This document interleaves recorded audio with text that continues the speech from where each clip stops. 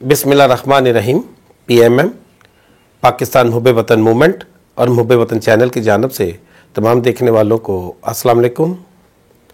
बहुत सारे मौज़ूआत के साथ आजकल एक और चीज़ ज़ेर बहस है, वो ये है कि आलमी मालियाती अदारे ने, जिसे हम IMF कहते हैं, उसने अपनी शराइत को मज़ीद सख्त किया है। उनकी शराइत में ये भी शामिल है कि पाकिस्तान के स्टेट बैंक को मज़ीद बाअख्तियार बनाया जाए ताकि टैक्सेशन के हवाले से और मुआशी सरगर्मियों के मामलात में तेज़ी आ सके। जो पॉलिसी बयान की जा रही है, जो ज़ेर गौर है, जो तजवीज़ है, वो यही है कि स्टेट बैंक के गवर्नर को इत्तेसाबी मामलात में एग्जेम्पशन मिल जाए, क्योंकि वैसे तो पाकिस्तान के तमाम जितने भी आइनी ओहदे हैं, एग्जेक्टिव्स हैं, जिसमें चीफ एग्जेक्टिव भी है, वो भी जवाबदेह है।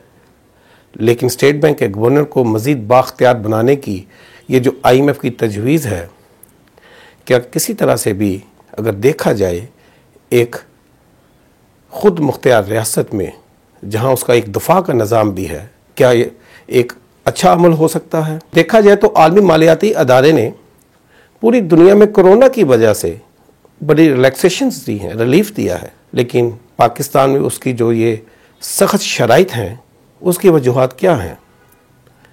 क्या वो मौजूदा पाकिस्तान की मुआशी सरगर्मियों से मुतमिन नहीं?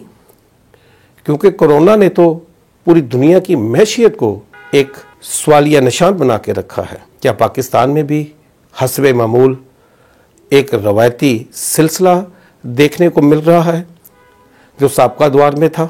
अगर चंद महीनों की बात कर लें तो ये एक बैनुल-अक़वामी सर्वे भी आया था कि पाकिस्तान में करप्शन की जो रेशो है उसने 4 पॉइंट प्रमोशन हासिल कर ली है। क्या इसमें भी सोचने वाली बात है कि पाकिस्तान में इस वक्त एक ऐसी हुकूमत है जिसका नारा ही करप्शन और बदअनवानी के ख़िलाफ़ था, जिसको ये एजाज़ हासिल है कि उसने अपनी 24 साल से भी ज़्यादा की जो जदोजहद है, उसने करप्शन के ख़ात्मे के लिए अपनी तहरीक को शुरू किया। देखा जाए तो अगर उनकी 24 साल एक जदोजहद जो करप्शन के ख़िलाफ़ वो बताते हैं, मकसद तो फिर यही है कि करप्शन तो उससे पहले थी, जिसके नासूर को ख़त्म करने के लिए उन्होंने अपनी अमली जद्दोजहद का आगाज़ किया। क्या इस वक्त जो हालात हैं, जो मामलात हैं, जिनके पास इख्तियारात हैं, वो अपने 2.5 साल दौर में इस करप्शन या बदअनवानी के नासूर को ख़त्म नहीं कर सके? चले ख़त्म ना भी कर सकते हों, उसमें कमी नहीं ला सके कि आज तरह तरह के बैनुल-अक़वामी इदारों की तरफ से हमारे ऊपर सख्त शराइतें जो देखने को मिल रही हैं। इसी हुकूमत का इक़्तिदार में आने से पहले ये भी नारा था कि जब कौमों को कर्ज दिया जाता है कि उनकी आज़ादी और ख़ुद मुख्तियारी और ख़ुददारी को गिरवी रख लिया जाता है। क्या ये नारा सिर्फ इक़्तिदार में आने के लिए था? नारा तो ठीक था। जो कर्ज देते हैं फिर वो अपनी शराइत भी देते हैं, फिर वो अपने मामलात भी तय करते हैं। आखिर इस कौम को किसने मकरूज़ियत की लानत की तरफ भेजा? अगर कौम आज मकरूज़ है, बैनुल-अक़वामी अदारों के दबाव में है, तो इसका सिलसिला कहाँ से शुरू हुआ?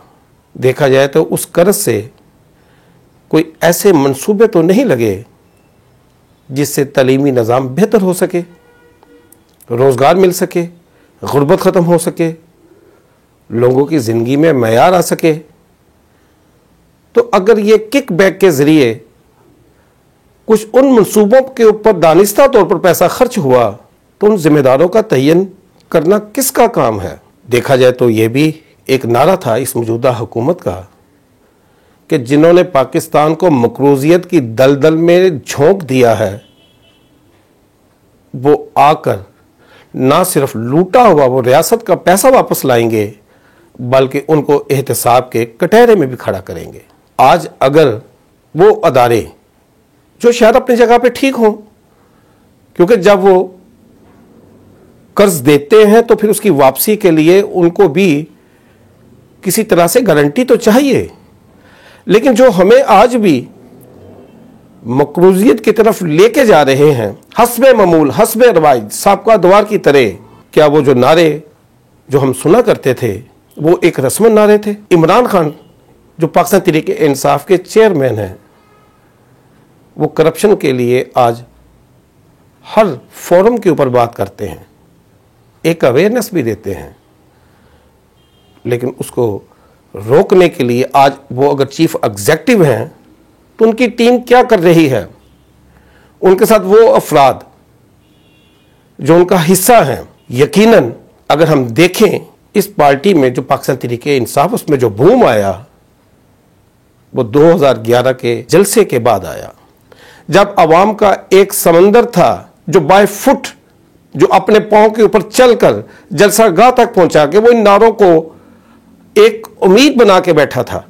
शायद उसके बाद वो तमाम इलेक्टेबल्स, वो रवायती सियासतदान जो मुख्तलिफ जमातों से आकर टाइकॉन बन गए, हैवी वेट बन गए, क्या उनकी वजह से तहरीक इंसाफ का वो जो नारा है वो इम्प्लीमेंट होता नजर नहीं आ रहा? अगर हम मुल्की अदारों में जो पाकिस्तान तहरीक इंसाफ के सियासी कोऑर्डिनेटर तैनात किए गए हैं, उनमें से किसी ने भी साबका द्वार में होने वाले करप्शन के मामलात या बदअनवानी के फिगर्स चार्जशीट करके